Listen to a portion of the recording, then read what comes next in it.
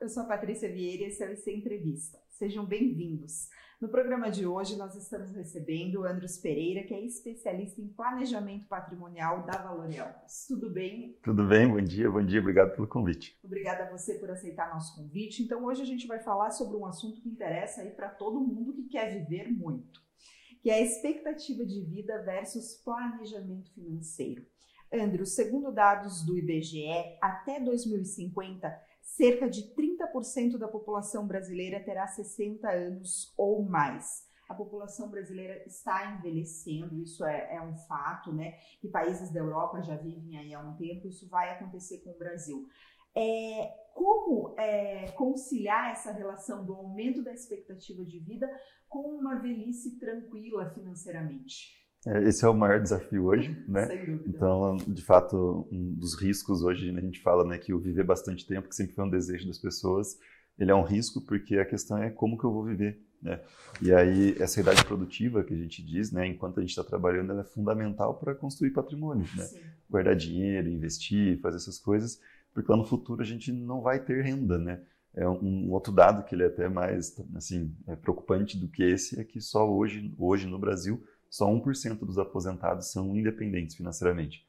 Os outros 99% dependem da família, doação, ou tem que trabalhar na terceira idade. Então, o período de construção de patrimônio, que é o período produtivo, até 60, 65, ele tem que ser fundamental para essa construção, para que lá na frente você tenha tranquilidade. É um dado alarmante, né? Apenas 1% e 99% são dependentes de alguém. Como mudar essa realidade? Existe uma fase da vida para começar a mudar isso, para começar esse planejamento, uma fase ideal, digamos assim? A fase ideal é desde o primeiro salário, né? É porque, assim, nos investimentos, né, ou no patrimônio, o que mais te ajuda é o tempo. É o tempo que vai fazer esse trabalho muito de auxiliar essa construção. Tanto que tem um número que, mais ou menos, assim, de 5 em 5 anos, o nosso patrimônio dobra, né? Sim. E qual que é o ponto, então? Daí tem um dado que ele é engraçado, mas se eu começar 5 anos depois, para minha aposentadoria só teria metade do valor, né? Porque eu não vou ter uma dobra. Então, sempre, assim, desde o primeiro salário, sempre que puder, começa a investir, procura conhecer as opções que tem no mercado, porque tem muita opção, mas o tempo é que vai fazer a diferença. Exatamente. O Brasil, ele vive aí há muitos anos já um período de instabilidade econômica, mas no pós-pandemia acho que isso se agravou mais ainda, e muitas vezes as pessoas têm dificuldade aonde investir, como investir. Quais as dicas que você dá, né, em relação a isso, para esse momento econômico que nós vivemos? Então, assim, tem muitas oportunidades, né, muita opção. Hoje é até difícil falar porque é muita coisa, até internacional, né? Então, não existe um melhor investimento, né? Normalmente as pessoas falam assim, mas o que é melhor? Não tem. Sim. O melhor depende de um monte de coisa, né? Mas o que eu poderia dizer assim, o que é melhor é diversificar, né? De fato, a gente tem um cenário econômico bem volátil no país, né? A gente tem mudanças drásticas até de condução de governo, e isso faz parte, né? Em qualquer país é assim.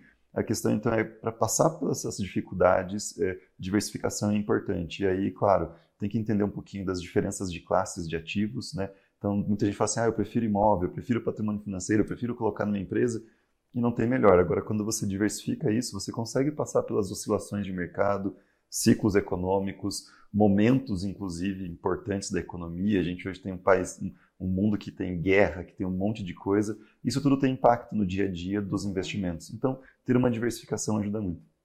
E quanto por cento, existe um percentual do salário que a pessoa deve guardar? O que é recomendado? Claro que nem sempre, até por isso que a gente comentou das instabilidades, que tudo no mundo globalizado, tudo acaba afetando todo mundo.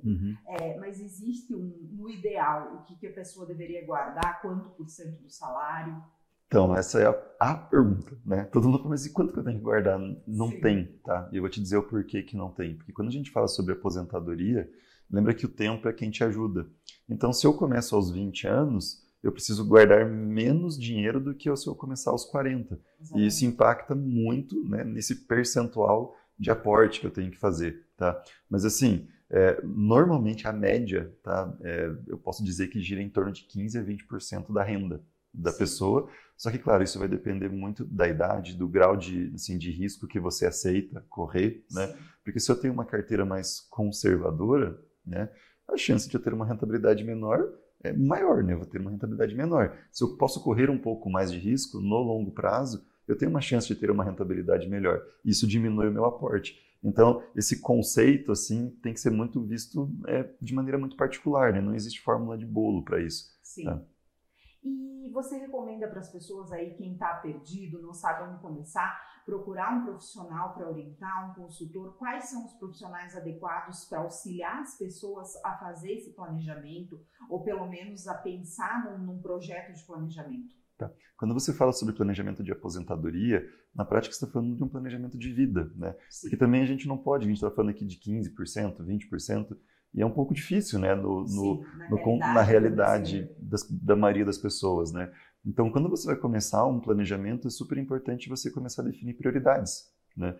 Porque, assim, uma hora a aposentadoria vai chegar. A gente brinca, a aposentadoria só não vai chegar se a gente morrer antes. Exatamente. E isso também pode ser um problema, né? Então, na prática, é sempre bom procurar um profissional para te auxiliar, inclusive, diante de todas as questões que tem. Hoje, o planejador financeiro talvez seja o profissional mais adequado para isso. Mas hoje tem uma infinidade de profissionais no mercado financeiro que podem, pelo menos, iniciar esse processo. Tem assessores de investimento, tem consultores de investimento, enfim, tem muita gente hoje que pode ajudar. Porém, talvez para um início de planejamento e até para olhar isso para o longo prazo, porque quando a gente está falando de planejamento para aposentadoria, pode ser um planejamento para os próximos 50 anos. Sim. Olha quanta coisa que tem que levar em conta. Então, o planejador financeiro, ele não vai olhar também só a aposentadoria.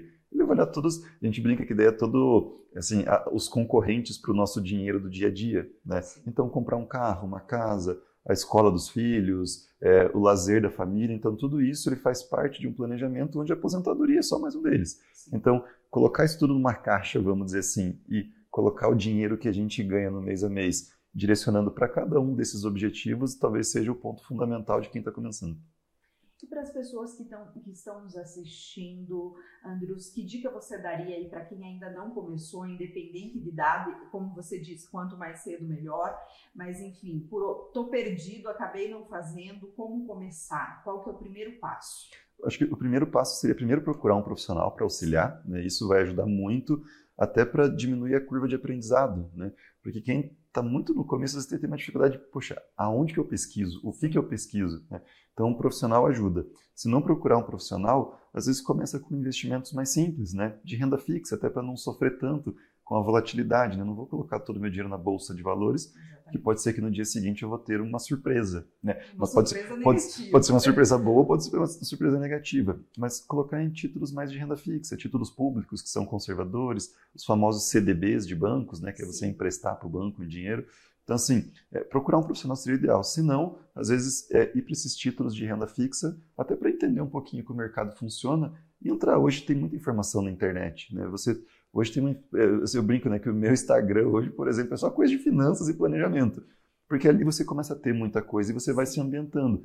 Parece que é muito complexo, mas não é. Pelo menos o básico ele é muito simples de entender. E eu vou te dizer, no planejamento de longo prazo é o básico que faz a diferença, não são coisas mirabolantes. Fazendo o básico bem feito, você consegue chegar lá.